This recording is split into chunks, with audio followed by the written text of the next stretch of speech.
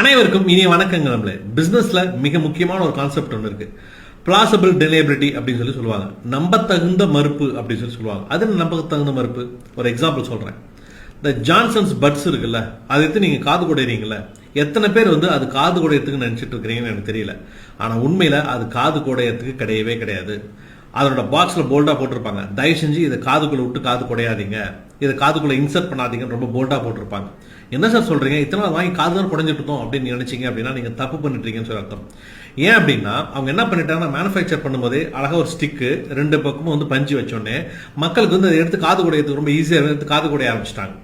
அது எதுக்காக உண்மையிலே தயாரிக்கப்பட்டது அப்படின்னு சொல்லி கேட்டீங்கன்னா, மேக்கப் டச் பண்றதுக்கும் இந்த மைக்ரோ லெவல் கிளீனிக்கும் இந்த மாதிரி சின்ன சின்ன விஷயங்களுக்கும் தயாரிக்கப்பட்டது தான் அந்த பட்ஸ் ஆரம்பத்தில்.